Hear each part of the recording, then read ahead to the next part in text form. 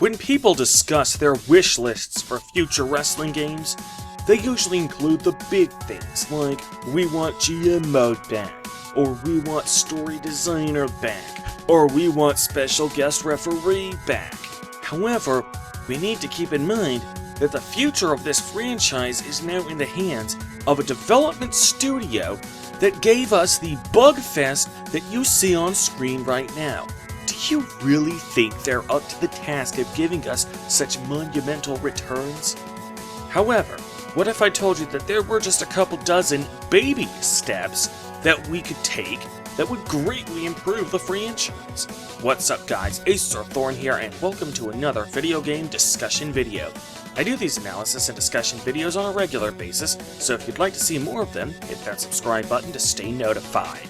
Now for this list, I'm going to only include things that would require only a couple days work at maximum. Since it's clear that wrestling games have very limited development time, only a couple days each is the most they probably could put into these little improvements. So as you're anticipating things to add to this list, do your best to check your ego at the door. Think about how much time it would take to implement some of the features you want to see before you post your comments. Good deal? Good deal. So, with that out of the way, let's get this party started. Number 24. Name your creation stuff more consistently. Okay, so for a few years now, the games have had some custom entrance animations for the old Nation of Domination stable. WWE2K still has those animations, but finding them is a pain in the ass. For solo entrances, this animation is called Respect the Nation.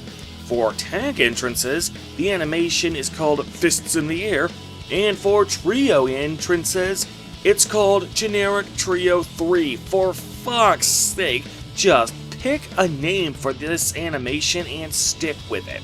Likewise, various other animations, moves, or CAW parts look like they should go together, yet they aren't grouped together in any coherent way. Have a clear pattern that enables us to quickly and easily create the characters we want, and have a clear motif behind them. Speaking of which, number 23. Give us unique names, or at least unique numbers, for our custom CAW parts. Okay, so if I saw somebody online or on YouTube with specific attire part that I wanted to have for myself, finding that specific part is a pain in the ass. There is no pattern here as to how the attire parts are laid out. Instead, why not give unique names, or at least unique numbers, for each CAW part, and simply have those parts be arranged in alphabetical or numerical order. Those worn by existing WWE superstars can simply be named after the wrestlers who wear them, making it easy for us to find them. Number 22. Back library of WWE music. So let's say I wanted to create the Legion of Doom. Well, I can certainly create their character models, but I can't assign them the What a Rush theme song that they used in WWE. Now, sometimes that's unavoidable. For example, CM Punk's Cult of Personality theme song was licensed, which means 2K's ability to have that theme in their games is entirely dependent on WWE's ability to have the license for themselves. However, the overwhelming majority of WWE's entrance music, especially entrances from way back when, are written entirely in-house. No license is necessary, WWE just owns them. So, there is no reason not to have the entire library of WWE licensed in-house music available in Create an Entrance. Number 21. Submenus for entrance themes. Now, in Create a Superstar, there are submenus to separate the WWE attire from the generic attire. Why can't there be submenus that separate existing WWE wrestler entrance themes from generic entrance themes like Gold Medalist or Sports 1?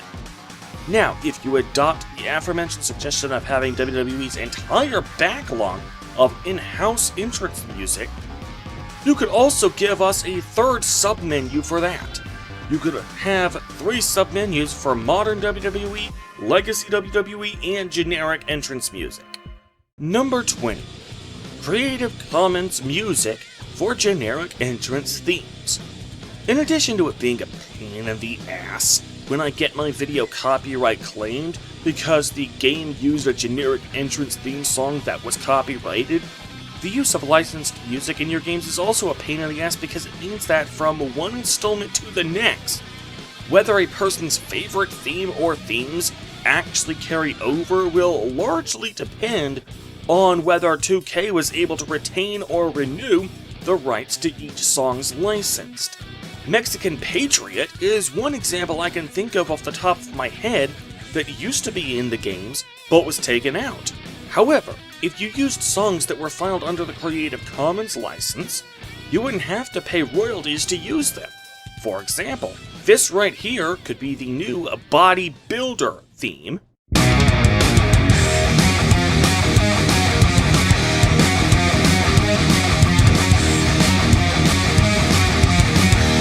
This song could be the new Islander theme.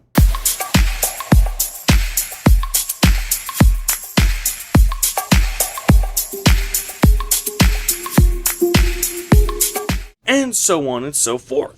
This way you could save a ton of money on music royalties, thereby freeing up a lot of the budget for things like, bug fixing.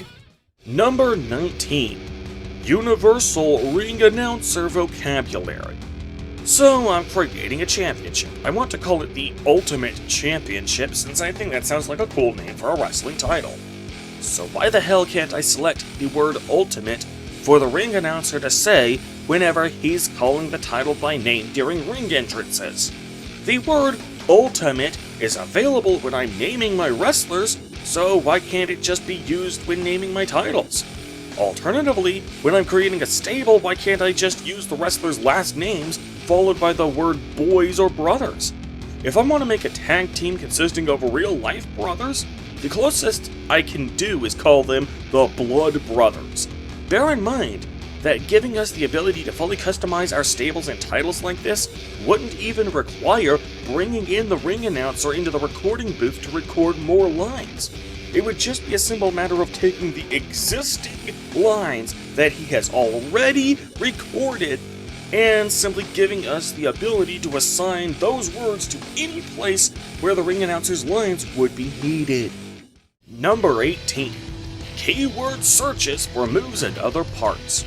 So the number of moves in this game is truly massive, there is no denying that. There are moves in this game that have never been featured in any WWE programming, such as the One-Winged Angel, in case you're looking to make a Kenny Omega CAW.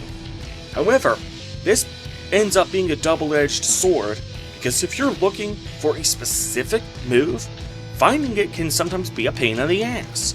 For example, if you're looking for a specific type of pile driver, you'll have a pretty tough time finding it unless you already know exactly what it's called, seeing as the pile drivers are not usually grouped together in creative moveset. A great way to rectify this would be to allow me to filter moves by keyword. So for example, if I entered pile driver into the keyword search, it would remove most of the moves, leaving only the moves that have the word pile driver in their name. This would make it much easier for players to find the specific moves they want. Number 17. All-in-one CAW Creation. Now, I'm not going to be one of those nostalgic teat suckers who says that the older games were so much better because fuck you, that's fine. But if there's one thing I must admit is objectively superior about the older games, it's the branching storylines which change depending on whether you win or lose. But that would require a lot of work and creativity from the developers, and this list is about the little things they can do to make the series better. So if I had to choose another thing that was objectively better in the older games, it was the fact that the custom character creation was entirely self-contained. You created your character's appearance, moveset, entrance, and victory sequence all in one mode. This made it easier to create a custom wrestler, and I see no reason why it shouldn't return. Number 16. low-rendered, quick previews for entrances and victories that don't require a loading screen. This is something that is the most pain in the ass when I'm creating custom stables. The option is present when I'm setting up a stable to change the stable's tag entrance, trio entrance, tag victory, and trio victory.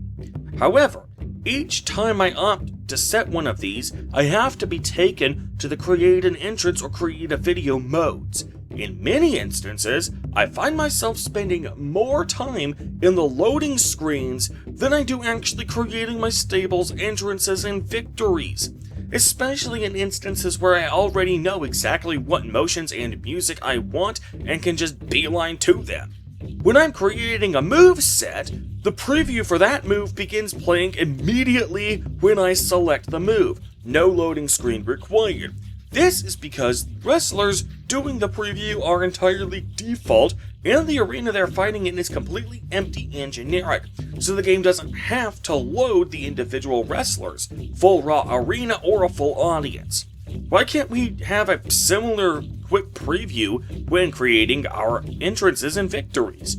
If we want, we can opt for a full preview, which would require a loading screen, but we shouldn't have to sit through a long-ass loading screen just to access the custom entrance and victory menus in the first instance. Number 15. Import creations from older games. One of the most frustrating things about the WWE2K series being an annual franchise is that with every new installment, we effectively have to start all over with our creations. For people like me who have entire rosters, arenas, and championships that need to be created, this is a very tedious annual process. Wouldn't it be nice if each new game in the franchise could simply detect any save games on your console or hard drive and import those creations into the new game? Number 14. One stable, one song. Creating stables is a lot more annoying than it should be, in part because of the aforementioned problem of having to sit through load screens, but also in no small part due to the fact that sometimes changing the entrance and victory music is all I really care about because I'm totally down with the default animations. When I'm giving my wrestler a name, there is an option that usually pops up that allows me to use this for his HUD name, entrance name, and his social media handle all at once. This really speeds up a very small section of the character creation process. Well, when I'm creating a stable, imagine if, when I set their music, I was giving the option to also apply that selection to their tag entrance, trio entrance, tag victory, trio victory, as well as the solo entrances and victories for everyone in the stable, all in one fell swoop. Combine that with the aforementioned low-res quick preview of entrance and victory motions, and creating custom stables will become significantly less annoying than it currently is. Number 13. Every cutscene in the game is available in Create a Video. This is one thing I never fully understood. I can understand the need to take out licensed music. I can also understand why you would take a wrestler out of a game if he's no longer with the company. But why would you remove cutscenes from Create a Video feature if you already have the cutscene in the game? Any reason for that at all? While you're at it, bring back all the cutscenes from older games that you took out. Number 12. The ability to edit the referees and title belts in Create a Video. Again, this is just one of those things I never understood you don't give us the option to do in the first place. How hard can it be to let us choose a championship belt or one of 8 referees to use in our custom videos? Number 11. Custom 4-person entrances. This has been long overdue ever since WWE 2K17, the first game of the series to have 4-on-4 matches. Number 10. Ability to add custom filters. I first realized why this was something the series could benefit from back in WWE 2K18. In that game, the Universe mode did not have a 205 Live show by default. All the assets were already in the game to make a 205 Live show for Universe mode. We had the arena, the logos, the show theme songs, etc. I could just simply assign the Cruiserweight title as the show's world title, and presto changeo, I've got a 205 Live show in Universe mode. But then we have to assign the roster to this show. At the time WWE2K18 was released, 205 Live was considered a subdivision of the Raw brand. This means that, to assign wrestlers to 205 Live, I needed to only assign wrestlers that were A. male, B. cruiserweights, and C. on the Raw brand. However, I personally found it very difficult to find only those people who fit all three of those criteria at once. It was easy enough to find wrestlers who fit the first criteria, though if that poses a challenge, I shouldn't even be playing games rated any higher than EC for early childhood. But keeping track of which wrestlers were cruiserweights and which brand they were on was a pain in the ass. If I had the ability to create custom tags and apply them to whichever wrestlers and other in-game assets I wanted, it would have greatly helped me making a 205 Live roster. From 2K19 onward, the Universe modes came with a 205 Live show out of the box, but the overall fact remains that the ability to create custom tags and apply them wherever I want would be a powerful organizational tool. Number 9. Add any moves to any button combination. While I can certainly understand not allowing me to perform a clothesline on a grounded opponent or a superplex to someone who isn't even on the top turnbuckle, my ability to set my moveset should be limited only by whether my opponent is in the correct position. For example, why can't I add strike moves to the grapple button? That breaks immersion when I am forced to have categories of moves applied to characters who have historically never used them, like giving a submission hold to Stone Cold Steve Austin, or give a chain wrestling animation to Goldberg. Just let me assign whichever moves I want, any button combination I want, limited only by position. Speaking of button combinations, number 8. Fully customizable controls. One of the most controversial changes you made for WWE 2K20 was changing the control scheme to something you felt was more intuitive. You mentioned the delay in pressing the analog right trigger on the Xbox controller as a source of botched countering as an example to justify this overhaul in the controls.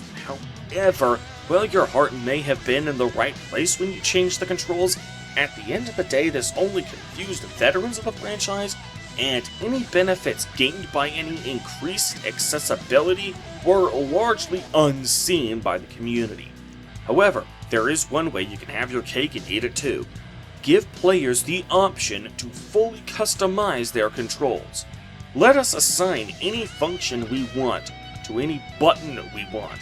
We want down on the D-pad to be what performs a reversal, while the top face button causes us to move to the right? Sure, go ahead and set the controls that way if you are so inclined. Then, nobody can really make the excuse that the controls are too wonky, because we can make the controls literally whatever we want them to be. If the controls are too wonky for us, it's because we set them to be wonky. Number 7. Better ability to control AI allies. At the moment, the L3 button doesn't have any real function. Sure, it cycles through which opponent you're targeting, but the R3 button already does that too. Imagine if the L3 button gave us the ability to temporarily control either our manager or our tag team partner. So let's say I held down the L3 button and then tapped the left face button. My manager would then distract my opponent so I could get a cheap shot in. Not because the AI had decided it was a good moment to distract the opponent, but because I, using my innately human cognition and ability to understand context, decided that was a good moment. Number 6. Different tag team finishers depending on who's tagging out. Okay, so let's say I'm creating a tag team consisting of a cruiserweight and a super heavyweight. The skyscraper elbow drop seems like a good move to use as their tag team finisher, as it combines the high flying of the cruiserweight with the immense power of the super heavyweight. So this move looks pretty dope. as long as it's the cruiserweight who's tagging in and performing the elbow drop. However, if the super heavyweight is the one who's tagging in, they'll still perform the skyscraper elbow drop as their finisher, but with the roles reversed. And that just looks fucking dumb. Give us the ability to have different tag team finishers based on who is tagging in or out, and we can set our finishers based on what looks best for that person. Number 5. Extended ref bumps. The whole point of a ref bump in wrestling is so a heel can use a weapon or accept outside interference without getting disqualified. However, in the games, referees tend to get up from ref bumps so quickly that it's very difficult to actually get any illegal moves in. I can run up and clothesline the referee, then I go to the outside and grab a weapon. By the time I've gone through the animations of leaving the ring, pulling a weapon out from under the ring, and then sliding back into the ring, the referee is already back to his feet. To remedy this, referee downtime needs to be heavily extended. The referee needs to be down for at least 30 seconds, if not a full minute. Speaking of extending time, number 4. Extend the maximum length of the highlight reel from 30 seconds to 30 minutes. Sometimes, especially on legendary difficulty, I can put on some real clinics against the AI, constantly going back and forth, frequent near falls, frequent counters, the whole ensemble. However, if I were to record those matches, one thing that prevents me from sitting back and watching the recording and enjoying it is the HUD. The match rating in the upper left corner of the screen, as well as the wrestlers' HUDs in the bottom, constantly remind me that it's a video game. Also, the camera changes when I go to ringside can often screw up my controls, so I have to turn them off when I'm playing the game, but then that comes at the expense of it looking rather boring and stagnant when I go back and watch the match later. When I preserve a moment using the highlight reel, not only does the footage not have a HUD, but I can set it to whatever camera angle I want, including a handful of preset camera angles. This would be a huge boon to people like me who would like to create a series on my channel where I actually book an indie show. However, it can only last for 30 seconds, so extending it to 30 minutes so it can include the entire match except for really long ones would be a great boon. Number 3. Defend custom titles online. Back in the SmackDown vs. Raw era, this was one of the funnest aspects of Create a Championship. Nowadays, custom titles feel mostly aesthetic. Sure, they were mostly aesthetic back then, but the fact that you created it yourself means it actually meant something when you lost it to someone online. Presumably gone forever, unless you just happened to win it back from the same guy, which didn't happen often. It was more than if you just lost a title in Universe mode, because A, that title was your baby, and B, you really truly lost it. Unlike in the offline Universe mode of today, if you lost your custom title online, it was truly gone. So, bringing back the ability to defend custom titles online would bring back a certain raising of the stakes to online matches that simply cannot be recreated otherwise. Number 2. Commentary and crowd each get louder as match star ratings go up.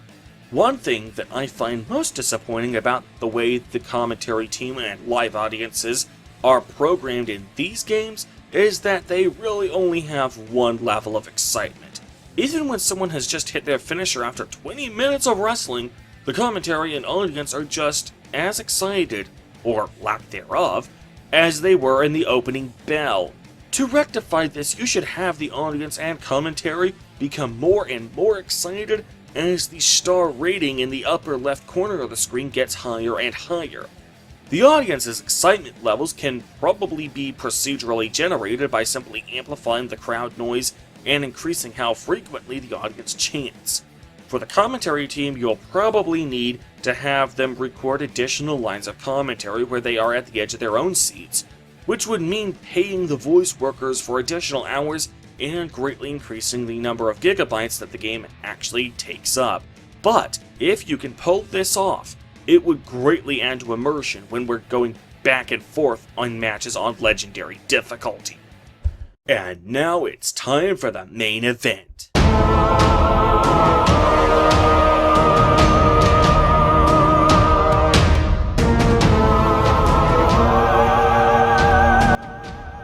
Number 1. Full mod support. This was intentionally saved for last because if you can give us just this one thing, then all the other 23 things they listed so far don't even need to be included. Just give us the ability to make our own mods and we can include literally whatever other features we want to see. Currently, Bethesda Games reigns supreme in terms of mod support. This is due in no small part to their construction sets and creation kits. These applications give individual modders an unparalleled level of accessibility. Compare that to a game like XCOM 2, another powerful contender in the modding community. That game is incredibly flexible when it comes to mods, but modding that game requires you to edit baselines of code. So someone who doesn't know coding might look at a screenshot like this one and feel intimidated away from modding. So while this approach would certainly be easier for you to implement, which is in fact the whole point of this list today, it would also be quite a barrier to accessibility for developing a thriving modding community. However, if you were to take that approach, where modding the game requires you do your own coding, that may not necessarily be a bad thing. Sure, the modding community on Steam or Nexus mods may not be as robust as those of Bethesda games, but is that necessarily a bad thing in the first place? Sure, Bethesda games have the most mods for them, but how many of those mods are actually any good? I've downloaded hundreds of mods from my Elder Scrolls games that A. fucked up my game, B. didn't work right, C. stayed in my game even after I uninstalled them, D. had enough bugs to make Fallout 76 look like the Statue of David by comparison, or E. all of the above. These are mods that probably wouldn't have existed if the people making them had to make any kind of time investment, because if they had to teach themselves basic coding before they could make the mods, they probably would have taken a little more care and applied a little more elbow grease to their pet projects than just cobbling a bunch of shit together and calling it a day. So instead of looking at a screenshot like this and thinking of it as a barrier to accessibility, instead consider it as a means of quality control. If you were going to provide modders with the base code for the game and expect them to just figure everything else out on their own, you would scare away a vast majority of potential modders, sure, but those who would stick around are those who actually know what the hell they're doing, and therefore are most likely to release high-quality mods. Now granted, you will certainly receive quite a lot of criticism if you were to dive feet first into full mod support. Bethesda often gets quite a lot of criticism because fans often accuse them of intentionally half-assing their own game design and expecting that the modding community will prop up their shitty game design. If you were to dive feet first into full mod support, you would likely receive this kind of criticism. However, as I have explained numerous times on this channel, nothing could be further from the truth. Bethesda's games have such extensive mod support in part because of how accessible their games are to prospective modders, sure, but it's also because the games are still good enough in their vanilla states that enough fans actually care about the games enough to put in the elbow grease to support the modding community. Bethesda games aren't shit because Bethesda relies on the modding community to wipe their asses for them. It's actually the complete opposite. Besides, as video game developers, you should be used to public criticism. If you can't handle public criticism, you shouldn't be in the video game industry in the first place. So if there's anything discouraging you from diving headfirst into full mod support, this should be at the bottom of that list. Overall, this is the most important thing you could possibly do. Literally do nothing. Just unzip all the compressed files inside the game, let modders see the base code that puts the game together, and then literally just sit back and let us create whatever features or extra modes we want to see. This, ladies and gentlemen, is why full mod support is my #1 pick for the little things 2K can do to vastly improve the WWE 2K franchise. So there you have it, ladies and gentlemen. 24 suggestions of tiny things you can do that would vastly improve modern day wrestling games. All 24 of these things could probably be implemented in a month collectively, and they would greatly improve the series. And with that, I bid you all adieu. Acer Thorn out. Peace!